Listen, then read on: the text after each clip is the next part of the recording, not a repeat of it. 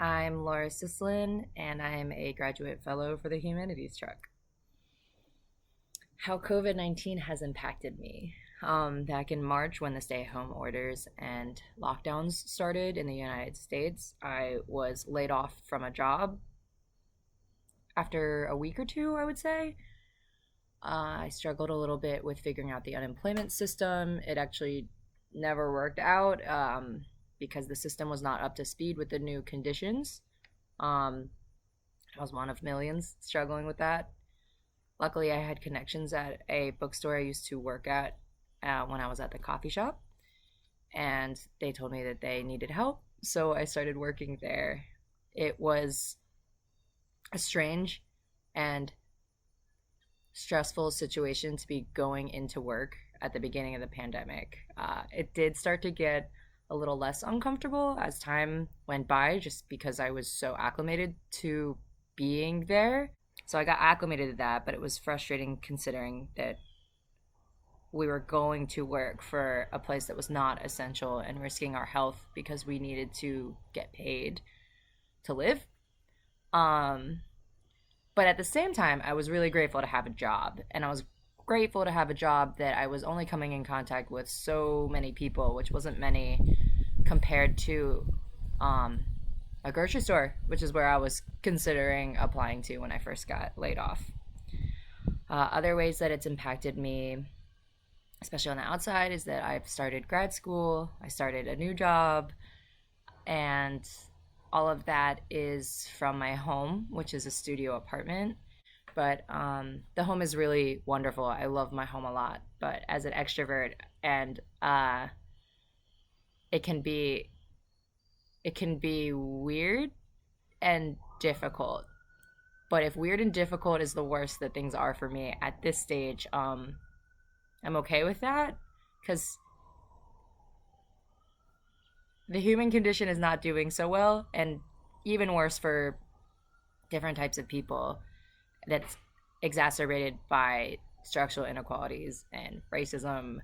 Um, from an oral history point of view, um, police brutality, and the ICE detention centers. All of this is in the national consciousness again. I don't want to say again or new or that there's a wave of it. I guess a wave makes sense, but it's stuff that has all um, been happening, so it's not new. Um, although there are protests going on nationwide, even internationally to a degree, in support of BLM, which is really amazing to see. Um, although there are a lot of symbolic gestures as well. So um, the climate crisis is still really bad.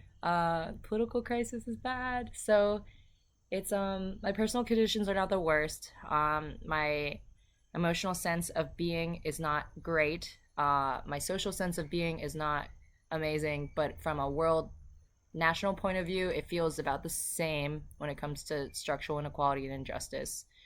Because I've been in tune with this, but it definitely is exacerbated by COVID-19 and the wave of police brutality that's being publicized, not necessarily by news media and whatnot, but by the people. So I hope that we learn more about mutual aid and supporting each other horizontally, but also like redistributing and pressuring politicians and politics where we even can to maybe defund our military industrial complex and prison industrial complex in favor of other social systems a little better, perhaps. Revamping our healthcare system. These feel like really big asks, so just like helping hoping that people become a little more aware and actually change their behaviors and help each other, and not necessarily just your friends that you know or someone that you share a community with, because a lot of people are suffering and we could all use a little help. Um, so seeing people do that, that's what I hope, and seeing people also like participate and helping each other out. That has probably kept me going, in addition to a little bit of emotionally shutting off just to be able to survive a little better. So I like to think about us as not in the same boat but in the same storm. And with that, I'm going to turn this off.